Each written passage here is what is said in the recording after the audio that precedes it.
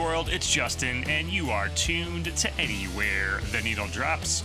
Welcome to the show. Today we have Kid Romantic in the house. Kid Romantic, and Kid Romantic is not only here to chat, but they are debuting their newest single, Hurricane. This is so much fun. So Alex, aka Kid Romantic, I stumbled across the music from Kid Romantic when Welcome to Night Vale came back for their most recent season, their current season.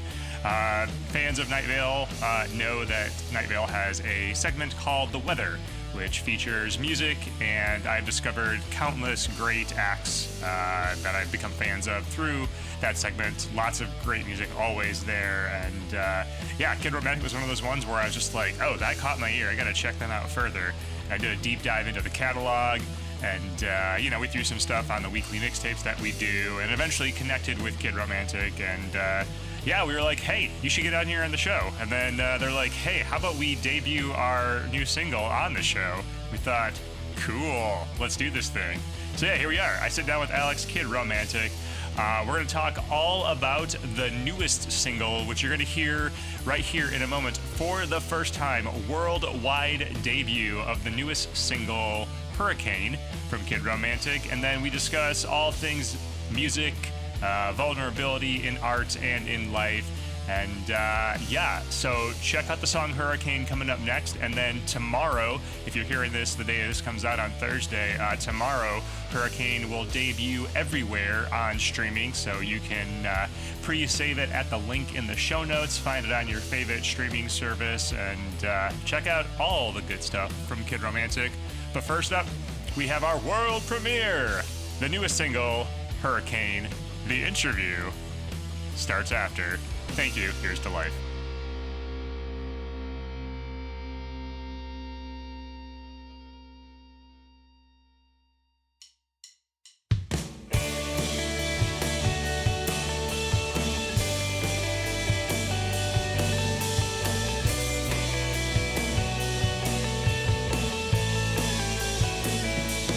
There is lightning in her eyes. When she laughs, I'm thunderstruck. There is danger in her smile, but I just can't get enough. See her dancing in the rain. She's the calm and she's the storm. She has set my soul on fire, but the fire keeps me warm. She shot me out the sky.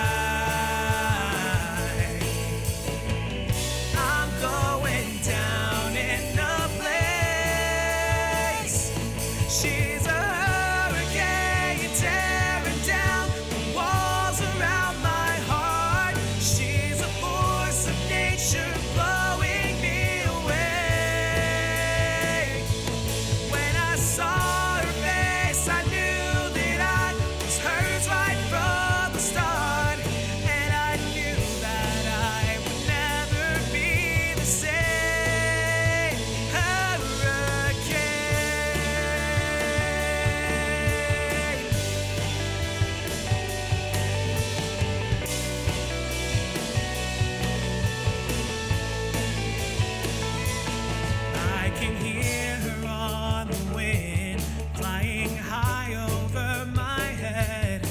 There's nothing that I wouldn't do to hear her voice again. Every word takes me higher, soaring on the wings of love. I know she must be an angel from the heavens up above. Can't get her off my mind. I know that she's here to stay. She's a hurricane tearing down the walls around my heart. She's a force of nature blowing me away. When I saw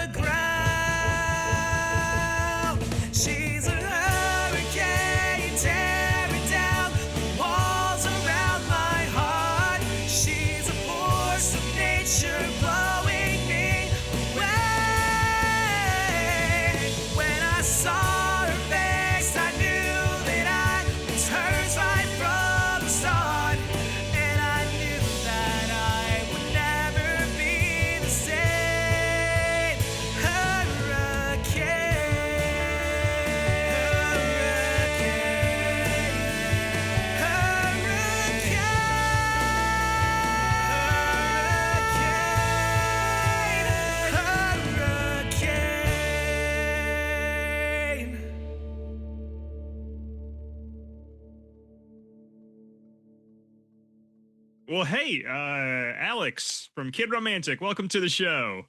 Happy to be here, man. Thanks for having me. Yeah, for sure. Well, you're one of those stories where I think you're actually the second guest we've had on the show that I came across through Welcome to Night Vale. No kidding. Who was the first one?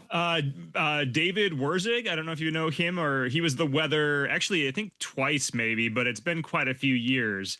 Though highly recommend checking his stuff out. David's a good friend of the show nowadays, and real cool dude. And yeah, so I remember a friend of mine catching one of his songs on Night Vale and sharing it with me. It was like, this is something for you for sure. And I was like, yeah, this is great. And then I mean, there's so much good stuff on Night Vale, but something about your song that you had on there just kind of caught my ear, and I'm like, I gotta look these guys up. We gotta get them on the show. So yeah. That's so awesome. I appreciate that. Yeah. What's that like? I mean, I don't even know how that whole thing works. You know, I assume you just submit your music and maybe you hear back, maybe you don't. But how does that work when you finally are like, oh, wow, I'm on Night Vale, you know? Yeah, man, literally so I think they reopened the submissions for the weather. God, it had to have been maybe like October or November. No, it was earlier than that. I think it had to have been like maybe towards the tail end of the summer. And I was just like, why the hell not? I submitted a song and I forgot about it because like I didn't hear anything back for like 2 or 3 months. And I think maybe January, I got the email. I was like, hey, we would love to have you on the first episode of the season, which I thought was insane. So I was just kind of like, I don't know. It was the craziest thing. It wasn't the craziest thing, but it was pretty crazy. And, I don't know. I just kind of sat with it for a second and it was just like, I'm going to be on Night Vale. I'm going to be on Night Vale. I'm going to be, even now saying it out loud still feels so weird because I'd been listening to Night Vale since like 2013. So, I'm a longtime fan of the show. I listen to like everything Joseph does. And it's just like, yeah, it was kind of like a dream come true kind of thing. So it's just like, wow. I mean, I didn't know what to say at the moment. It was just like, man, thank you guys for this. And since then, like I said, our listens on all the platforms and stuff like that have shot up exponentially. So it's just kind of like, I don't know, it just kind of put the battery back in my back for like music because I had kind of taken a little bit of a break after right now, I'm in the process of putting another band together because the guys I was working with previously a year or two ago, we decided to go our separate ways. So I hadn't really been doing a whole lot as far as like with Kid Romantic. I'd still been playing, like I've had some regular like acoustic gigs around town, but for the most part, I hadn't really done anything, with Kid Romantic. And until I guess maybe about like halfway through 2025, I was kind of just like, I just want to do my own music, man. And so, I got back in the studio with a buddy of mine. Shout out to Devin, Modern City Folk. And, we started working on a single and, we've got, which, I guess the people, well, they have heard it at this point. Yeah, so the listeners have just heard the debut of the new single, in fact, so which we will definitely get to talk about, and we're very excited to be helping you debut that to the world. So awesome, very cool, Yeah, man, I'm very excited about that. I hope they enjoyed it, and if they do, like I said, it should be available, I guess, the following day after this releases. Yeah, so this comes out on a Thursday, so release day is the next day on Friday, right? So yeah. That is correct. So, yeah. But yeah, thank you again for doing that. That is just really exciting and cool. And I don't know, ever since getting the email that we were going to be on Night Vale, it just kind of like renewed I don't know, the energy that I had for this project. And I just really want to get more stuff out there. I've got another band together and we're in rehearsals, and I really just want to see how far I can take this thing because I don't know, dude. It feels weird. It's like if we can get on Night Vale, we can do anything. So hey, for sure, exactly. And listen, we don't carry quite the numbers of Night Vale, but we do pretty good. In fact, I will say this: we have been on longer than Night Vale. I believe we launched in 2000. 2012, maybe. So I'm trying to think of when Nightville actually launched. But anyway, we have talked to a lot of folks, artists of all sizes on this show, and I mean, we've had we just last year we had David Lowery on, and I mean, we go for quality music. So we're bringing you on here because we love what you do. We were actually just talking about how cool it was that we get to debut your single. We had a production meeting earlier today with sound guy Paul. We're just talking about how cool it is that we get to debut your single. So we're excited. We're excited. We love what you're doing, and very hopeful that we can help share your music with some of our audience and send a few more fans your way. Yeah, dude. I mean, I was taken aback by the Nightville thing, and I was also taken aback when you reached out and were like, "Hey, we want to feature you on our show." And like, I went and looked you guys up, and like I said, all the way out from Detroit to where I've never been in my life. So it's just kind of like, wow, that's how far this music can reach people. And it's just like, I don't know. Just again, thank you so much for allowing me to be a part of this, and thank you to your team. And yeah, dude, it's just this is just very, very exciting. Yeah, for sure. Well, all right. Well, let's okay, there's so many things that I want to talk to you about. So let's first go to so Kid Romantic. So you are Alex, and Kid Romantic, is that mostly or solely your project? Like, what exactly is Kid Romantic versus when Alex is out there making music otherwise? So Kid Romantic at this point is pretty much just my personal pet project. Started out as a band where I was the frontman and chief songwriter with some people that I had known. I think we started like back in like 2021, and I was the primary songwriter, and like I had a couple of friends with me, and that's how we got the thing started. Naturally, people kind of started drifting away from the project. We had a lot of lineup changes. I feel like I kind of feel like Walmart brand Panic at the Disco, where it just seems like it's just me and a revolving door of whoever I can get to come and play the songs. So that's just kind of how I'm treating it now. And like I said, the guys that I'm working with right now, they're great. I can't wait to get back on stage with these guys. But yeah, for the most part, I guess Kid Romantic is pretty much like my baby. It's all my songs. And, it's just, I never really wanted to be a solo act. Well, that's not entirely true. I guess when I got into rock music and deciding I wanted to be in a band, I wanted to be like the Beatles. I wanted to be in a band with like my best friends, and we were gonna tool around and get into trouble and just have all that kinds of fun.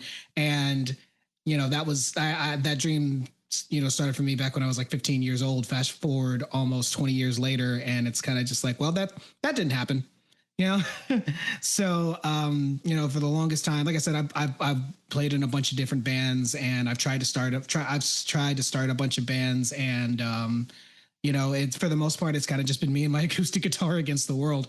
So hey, nothing wrong with that. And you know what? There's something. There are projects out there that sort of have that core individual that's sort of the main thing, the spiritual focus, and then you're kind of doing your own thing, but then you're bringing in collaborators as needed, as you can find them, and until that doesn't work out anymore. But like, there's a core thing that runs through the whole bit. And honestly, it leads to some interesting evolution, because a collaboration over here with these folks is going to sound a little different than the collaboration over here. And as much as I love to hear a band I enjoy, doing the thing I love them doing, I'm also always up for, and I know not everyone loves this, but I'm also always up for like hearing a little bit of a different thing from a band I enjoy, see the next thing they can do. That's the fun of it, right? I completely agree, man. I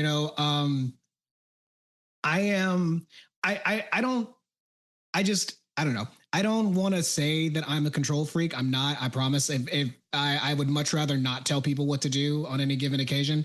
But when it comes to this music and it comes to my songwriting, and so it's like I don't write super complicated songs. It's a lot of this 4-chord stuff and whatever vocals I can throw on top of that with lyrics that I don't want to say like a 10-year-old could write, but a 10-year-old has probably written the lyrics. You're putting yourself down here. No, I got to push back against that because that again, when I was listening to Night Vale, that song, that's one of those things where like, you know, there's lots of great weather on Night Vale, but your song was one of those ones where like I perked up my ears, and I think I may have been like, I don't know, I was out on the road or something like that, and I remember just making sure that I had to park before the podcast app cleared out Night Vale so I could look up whoever that song was at the end, you know? So yeah, I mean, you're doing just fine with the songwriting, believe me. And I sent the song to some other people too, and it was loved all around. So yeah. That's amazing. Thank you so much for that. Yeah. As far as that song goes, I have to throw it to my friend Jessica Wells, who so that song originally debuted on our first EP, Radio Roses, and I don't know. Sometime after that, we were thinking, okay, what's the next thing that we can do? Should we put out a single? This, that, the third. And I don't know, it just popped into my head. You know, Jessica, she's an incredible singer, and we've worked together. We've done theater together. And I was just like, I think I want to get a female perspective on this song, because the song is telling the story of so when I was in high school, I was obsessed with the movie Moulin Rouge. So I kind of wrote the song around that frame, and it kind of felt I've always felt weird about that narrative just being from the guy's perspective. So I kind of wanted to get a female perspective in to talk about that. And I asked her if she wanted to be a part of that and, write her own verse for the track. And she said yes. And literally, I think like the night before we went in to record her part, she sat down and wrote her verse like right in front of me. And I was just like, how the fuck did you do that? So yeah, she's an incredibly talented singer and I guess songwriter, even though she would deny both vehemently. But I was just very thankful for the chance to get to work with her, and that whole process was really, really fun. And I feel like it added a layer to the song that just I feel like it really needed that piece of it, you know, to really kind of go somewhere. So I say all that to say that, like, yeah, collaboration is just the tiniest little idea from somebody else can fundamentally change the way you think about a song. And it is very exciting to be able to just work with different people and have them hear my songs and go, what if we do this? Or what if we put this here? And, you know, especially with people that are your friends who you really care about and who you really trust their process, you know, and you just know they're incredibly talented and you know they're going to bring something really special to it. It's just it's so much fun. It's such a fun way to go about this whole music thing. Yeah. Well, and you know, I went back and I listened to the entire back catalog after catching that song, and you know, the original version is great, but you're right, having Jessica both what she adds vocally and lyrically to that song, there is just something like it's like that final, it's that little touch of seasoning you need to really just like make it beautiful. So but that has to be, you know, I have to imagine that was a vulnerable moment. I mean, collaboration is so good, but it's also, I think we've said on the show a few times, like creative collaboration can be like a marriage. It's, you know, or a romantic relationship. You know, it is a very intimate thing that you're sharing. You're opening up some vulnerability to other people. So yeah, what was that like approaching, you know, her with that idea? Man, so when I approached her about it, I kind of had this vibe where it's just like, she's not going to want to do this. And it was just because, like, you know, she, I don't know, she's never done recorded music or anything. She's not an artist in her own right. I mean, she is, but she's not doing it the way that, like, she's not actually putting out music of her own. She's kind of just been doing her own thing. And I was just like, I don't know if she would be comfortable doing something like this. And I was kind of shocked when she was like, yeah, let's do it. And I was like, oh, okay. Hell yeah. And then, like I said, we met up the night before we went in to record her part. And I was just like, okay, what do you got for me? She's like, oh, well, I haven't really looked at it. I was like, okay, well, that's fine. So let's work it out. And we sat there and she wrote the lyrics and I was just like, how did you do that? It just came right off the dome for her, and we were doing we were trying to figure out harmonies. Like we've like jammed around each other a bunch of times. We've collaborated and played like songs together or whatever, but like we had never written anything together. And so I didn't really know how it was going to go, but she just took to it immediately. And it was like, and by the end of it, I was just like, this is going to be amazing. I'm so excited. Yeah, yeah, yeah. And for those listening that don't know what we're talking about the song. The song is Cabaret, and like you said, it's on the original EP, and all the back catalog for Kid Romantic, which will be in the show notes. But also this version of it with Jessica Wells is the version that was featured on Night Vale. So definitely check out both of those. So you mentioned, kind of being involved in various projects. So do you have other projects besides Kid Romantic? Do you have a role like in another band where, you're just a session player or anything like that? Or like what's your musical world look like outside of Kid Romantic? Kid Romantic is my musical world. I have entirely too much other things going on to try to focus on other projects. Like I said, I play pretty regularly at local speakeasy here in Murfreesboro, and also at a hotel in Nashville from time to time. But that's all like acoustic cover stuff. And I'm also in a kind of tentatively in a cover band. We played like one wedding once with some guys that I know from some other groups that we played with. But that, like I said, that was like the one gig that we've done. And they've reached out and like, hey, we should do other stuff. And I'm like, yeah, if everybody's got time. so, but yeah, right now Kid Romantic is like, and I'm at a point now where it's just like, I'm really starting to think I need to let some other stuff go and really zero in on my music, because I'm passionate about a lot of different things, but like music has always been it was my first real like creative pursuit. And this just, I don't know, this just means a lot to me. And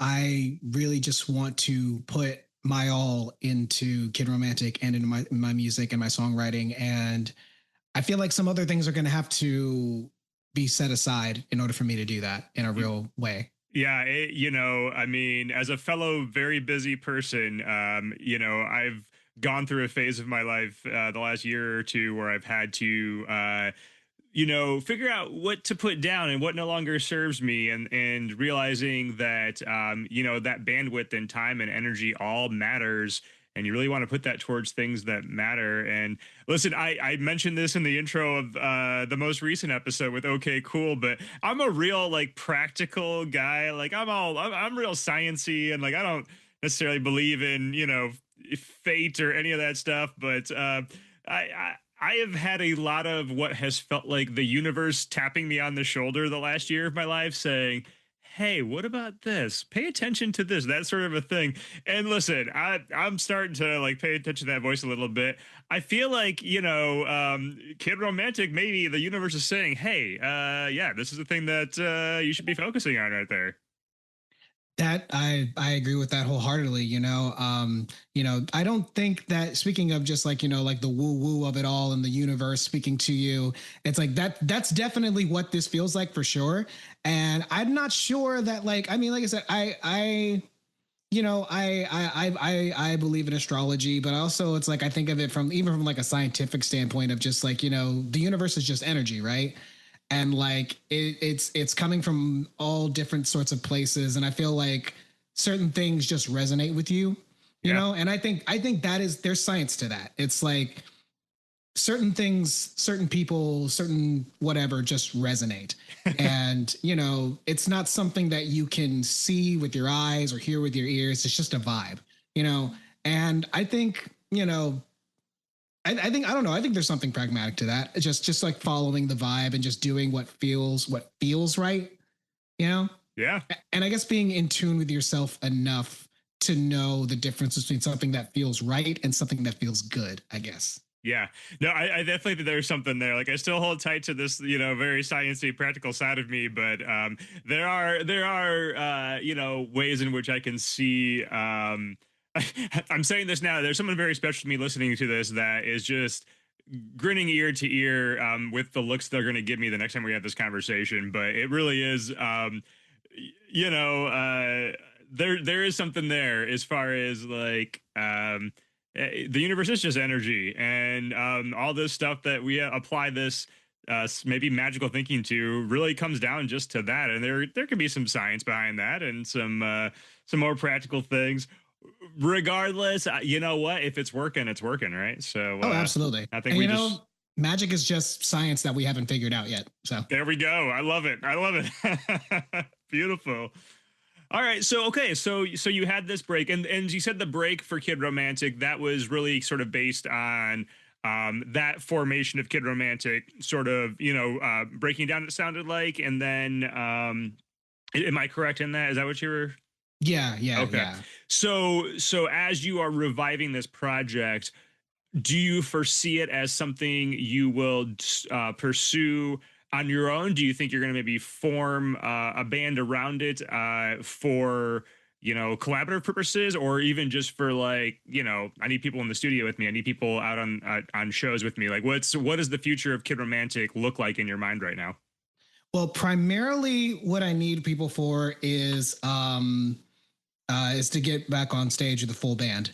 And like I said, I don't like telling people what to do. I trust people's judgment. And like I'm in Nashville, where it's just like you throw a rock and you can hit a all-star musician. So it's like I'm not worried about getting people in that can play and can play the music the way that I need them to.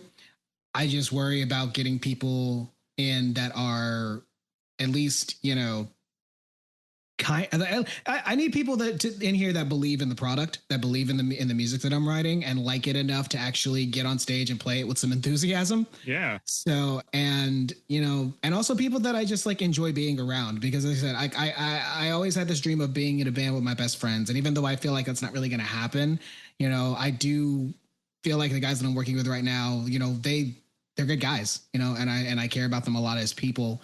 And like I said, I'm really excited to, get on stage with them and do more stuff with them in that field. As far as recording, so the last song, Hurricane, was primarily me and my engineer, Devin. It's funny, when we were in the process of recording, I recorded all the vocals and guitars and bass, and I sat down to play the drums.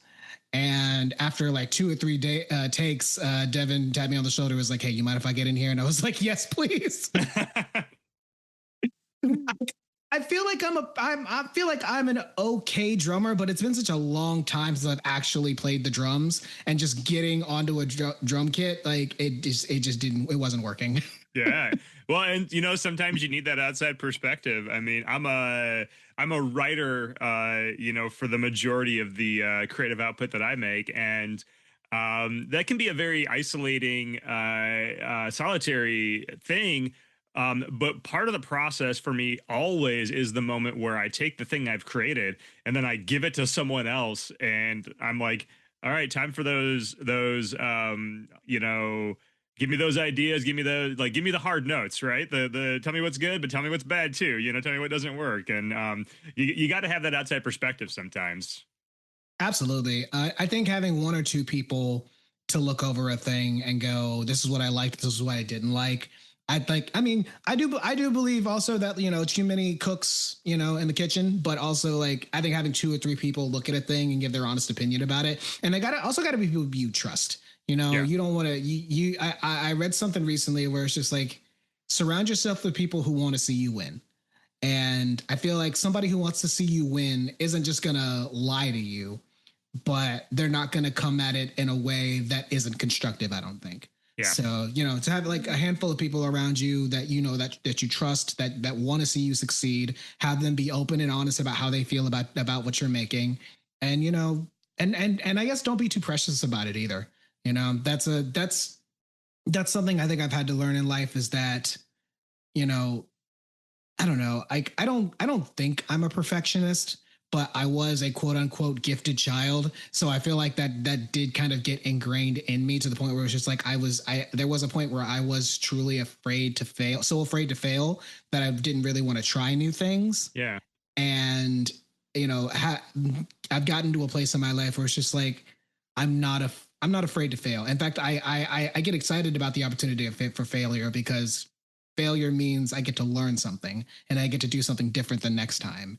And I wish I could instill in everybody that energy of just like, be excited to fail, be excited to learn something. Yeah. And and don't and yeah, it's all in it's about the journey, I guess. And I know that sounds cliche, but like the cliche stuff sticks around because it's true. It's about the journey and it's about the process. And the more you mess up something, the better you get at it. You can't get good at something without sucking at it first. I'm sorry. That's just the reality. No, it's so true. And you know what? I would even apply that lesson to life in general.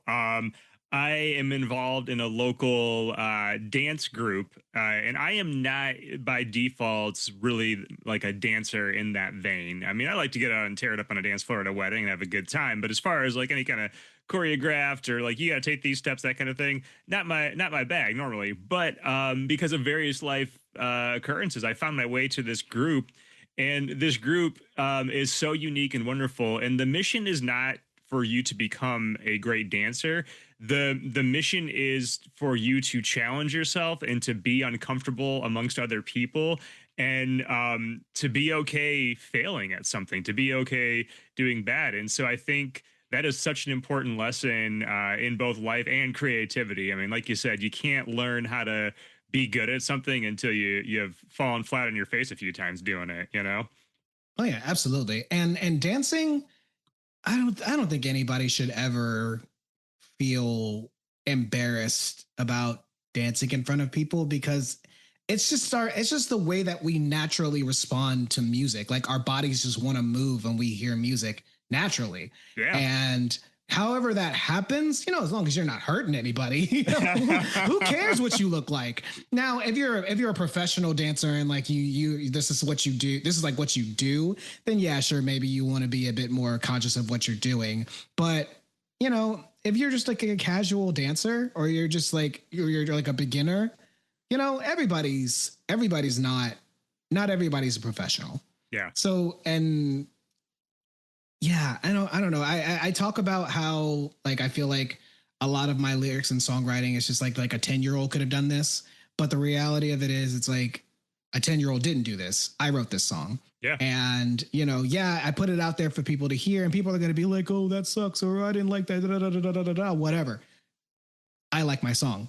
And I thought I did a good job. And apparently I'm not the only person who thought so. So, hey, I'm good. You don't have to like my music if you don't want to. Like, that's not my business. Yeah. Seems like you're doing something right, though, because some people are liking it. So, yeah. Yeah. So, hey, listen, if one other person is like, hey, that was good, I'm good. Yeah, definitely.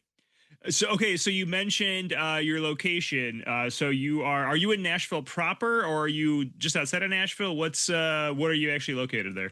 I can't afford to live in Nashville proper. What are you talking about? So, yeah. So, okay. Yeah. Are you originally from that region then, or did you move there, or what's the story there? So I am originally from Gwinnett County, Lawrenceville, Georgia, about 30 minutes outside of Atlanta. That's primarily where I grew up. We moved around a lot when I was like a little kid, but I was in Lawrenceville, Georgia from the time I was maybe like in middle school to the time I graduated high school. And when I graduated high school, my mom moved to Antioch out here to be closer to my grandparents. And so she moved out here. I moved to Columbus, Georgia for college, and immediately quit college because I hated it. And I started a punk band. Nice. So I was in Columbus for a few years, started the band, quit the band, moved to Atlanta. And had a pretty nasty breakup in Atlanta. Had a really I think of that era of my life as just kind of like the, I guess like a blue period of sorts. And All the stuff that feeds a good collection of music, right? yeah. It's all right there. But yeah, that was kind of a dark time for me. And around 2015, 2016, I was kind of just like, I just needed something different, And my mom, because at the time my mom was still living in Antioch. She now lives in Kentucky, which is where my grandparents are. And I was just like, well, let me go see what Nashville's talking about. So I moved to Nashville in 2015. And like I said, life got significantly better in a lot of ways. And, now I'm down here in Murfreesboro, which I love a lot. Like Nashville, how do I say this diplomatically? Nashville wasn't for me. I wasn't really feeling the vibe, even though nowadays it's like I feel like I'm in Nashville more often than I'm not, which is, it's a whole thing. But it's good because being in Nashville more means that like I'm doing more stuff musically, which is a net good. So, but yeah, I mean, it's one of those places where obviously, so many musicians gravitate toward because it's where you're going to, you're going to meet collaborators, you're going to meet opportunities, but you're also competing with all of that same stuff.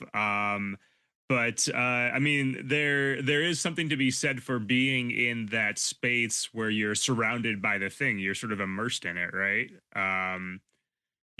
We've got, up here in Michigan, we've got, plenty of our favorites that make their way down there to Nashville, at a certain point, and we're sad to see them go, but we're also glad to see them, moving on to bigger and better things. And it's always my goal to like lure them back here, and get them back into the zone of what we're doing. Because I think that's the other thing that's going on, and I don't know if you experienced this, being now a little more outside of Nashville, but there do seem to be everywhere in the country these pockets sort of popping up in really kind of unlikely places of really fantastic music. And instead of it being one big music city like Nashville, there's sort of these hidden little pockets of like, oh, I'm going to be over here. And all of a sudden, like, there's a bunch of music. There's a city up in the Upper Peninsula of Michigan, Marquette, where there's a bunch of great bands. There's nothing in Marquette for the most part.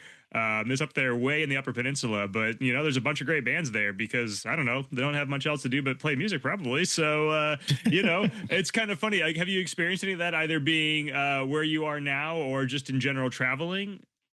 I will say I'm kind of upset because here recently it seems like, so when I moved to Atlanta, there wasn't a whole lot happening in terms of music there. And then I leave and suddenly like one of the biggest like pop punk bands out right now or like newer bands is Paradox.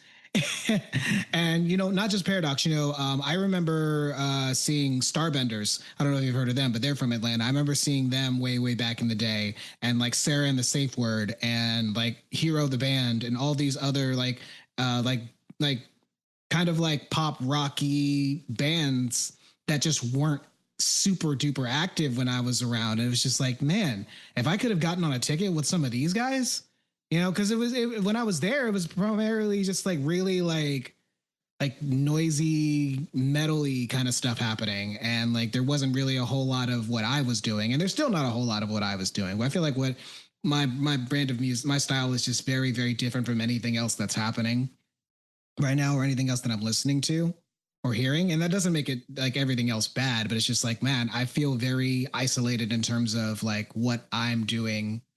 What I'm doing feels like it doesn't really fit with what everybody else is doing, and it's hard to get on bills when you're so kind of disparate from everything else that's going on. Yeah. So let's talk about that a little bit because you do have a distinct sound. And I'm kind of curious about that.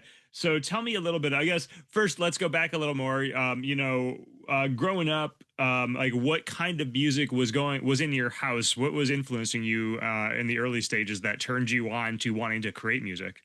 So when I was very little, what was playing in my house was pretty much exclusively hip hop and R&B. And I love hip hop and R&B. You know, a lot of like I said, I'm a '90s kid, so there was a lot of Boys to Men, a lot of Usher, Mariah Carey, Whitney Houston. Um, just got too many incredible artists to count to think of. When I started playing music in earnest, was when two things happened. First thing was it has to have been about maybe 13 to 14 years old, and one of my dad's friends bought an old beat up acoustic guitar from a garage sale, and nobody in his house wanted it, so he was just like, "Here, take this." And I was like, "All right." So now I have this old beat up acoustic guitar. And the second thing that happened was in high school, some friends of mine got together and we went to go see Across the Universe, the Beatles musical that came out, I think, in '07. Yeah. And I loved it so much. I went home that night and I looked up everything I could possibly learn about the Beatles. And, you know, John Lennon was just some punk kid that nobody thought was ever going to do anything. And, you know, I don't know if you've ever seen the movie Nowhere Boy, where Aaron Taylor Johnson plays John, but he pulls all of his school buddies into to the bathroom and he goes, "You're all going to be in my band." And then became, you know, one of the most famous rock stars in all of human history. And it was just like, if some punk kid from Liverpool can do that, I mean, I can, sure. Yeah. So, you know, I started really trying to teach myself how to play guitar, and a friend of mine from back then had a drum kit. So I was grounded a lot in high school because I didn't care about school. But I would sneak to his house a lot and we would just jam. And, you know, that's kind of where it all started for me. And, you know, just wanting to be like John Lennon, for better or worse.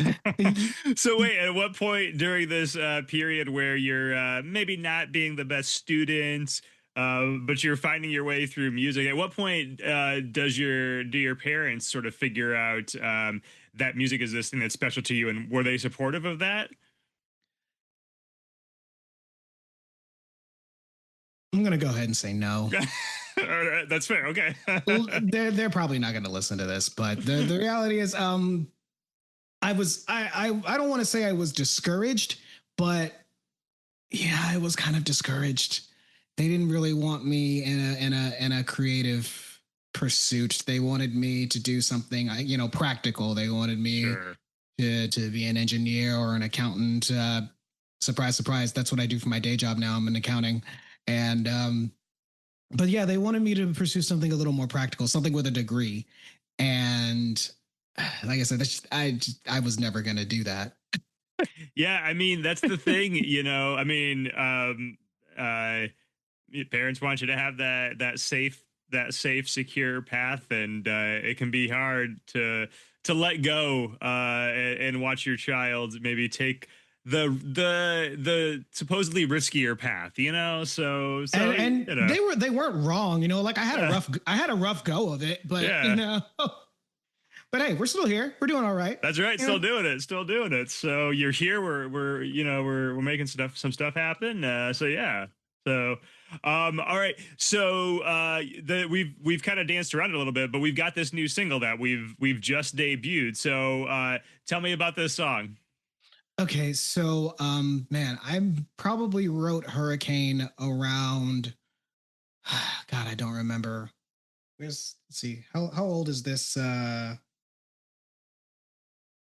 old is this note in my phone? So that's your writing process, is snippets in the phone then? Yeah, I do pretty much everything in the notes app. Nice. Well, it's so funny because so many people have a different way of doing it. I mean, I've seen, you know, I see a lot of the little note taking in the phone. I see some, you know, classic pen and paper. I've seen some napkins. You just never know where people are jotting their ideas down. So a little snippet here, a little lyric there. Next thing you know, you're like, oh, let's follow this path, and you got a song. So yeah, so this was back in January. It says January 19th at 5:31 p.m. of this year. 2025. Okay, all right. Yeah. That's still a pretty good turnaround for a new idea. I mean, that Yeah. that baby's only a year old, so Yeah. Like I said, I'm not doing anything special. I just sit down with my little acoustic guitar and I jam out some chords and then I come up with a melody and I put some lyrics to it. And it doesn't always work the way I want it to, but that was a moment where it did, you know? And I was thinking about this person who I had realized that I'd had some, just very recently realized that I had some very strong feelings for. And, I was thinking about, what was it about them that drew me to them so much? And it was the fact that they were so kind of chaotic in a way that I've never experienced in a person. Like I'm a weird dude, and I generally tend to gravitate towards like weird creative people for sure. But they, I don't know, the way they approached life and just the way they move through the world. It was just like you are like you're a wrecking ball. You just kind of, you know, just bash through whatever is happening to whatever's going on at the time, and and you just it's not like you don't care, but it's kind of just like you're like it was like they were a force of nature. It's like they weren't going to be denied. If they wanted something, they went for it, and they said what was on their mind, and they were brave and they were passionate, and in a way that I just never really seen in a person before. And I think we were having like some really nasty weather around the time, and that's kind of where the idea sort of, I guess, came together in my head of just she's a hurricane. She's this like this thing, this force in your life that you just can't deny. So, and it's chaotic, and it's kind of, and it's scary, but it's powerful, and you kind of can't resist it. So that's how that song happened. that's great. That's great. Yeah. So yeah. So okay. I want to go back to this notes thing.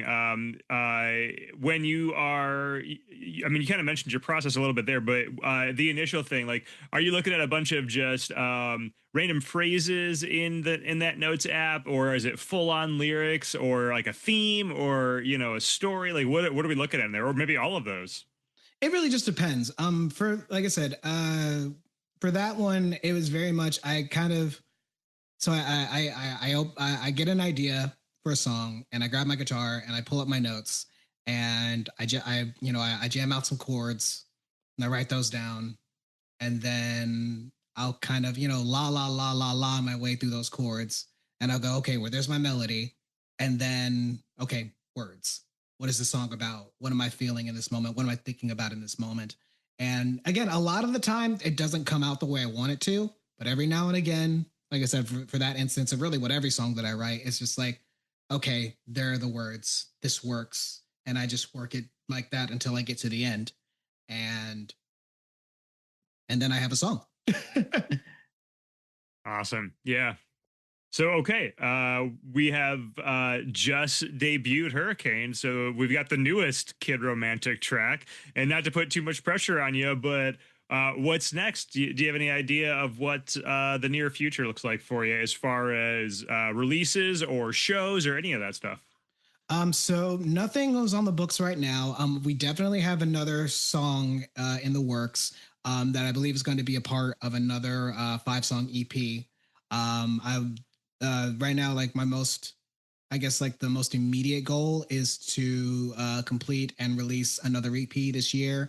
And again, just try to play out as much as possible, get the word out, the band is back together, and just get back on stage and share this with people.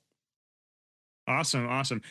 So as far as the EP is concerned, is that a matter of you've got this collection of songs that was ready to go, so you're going to package them up and get them out there, or do you aim for more of a like a particular theme or a particular message from that collection, as a whole?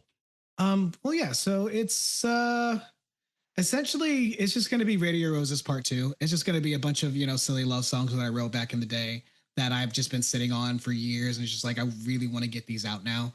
And thanks to Devin and just where I'm at in my life, I'm finally able to really bring these things to life in a way that works for me. So yeah, I'm just really excited to get back in the studio and get these songs recorded and out, and for people to actually hear, and also to like play them live again, and try to and just see who responds. I don't want people who don't like this kind of music to like my music. I'm not trying to convince anybody of anything. I'm just trying to put out art that I love and am proud of, and see who resonates with it, see who vibes with it.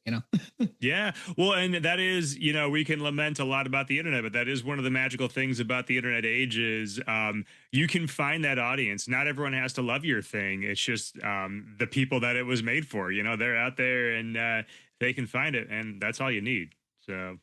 Oh yeah, absolutely. And I'm very thankful for, everybody who's been listening and who's been paying attention, who follows the socials. And again, you guys for reaching out and yeah, just help. Cause like I said, it's felt like I said before, it's for the longest time, it's felt like it's just like me and my guitar against the world. But the reality of it is there's so many other people who are involved in this, who I could not do this without. I couldn't do this without Devin. I couldn't do this without you guys.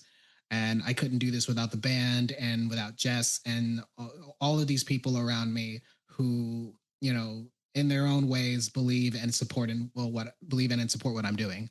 So, everything's collaborative. Everything's about community, even music, especially music.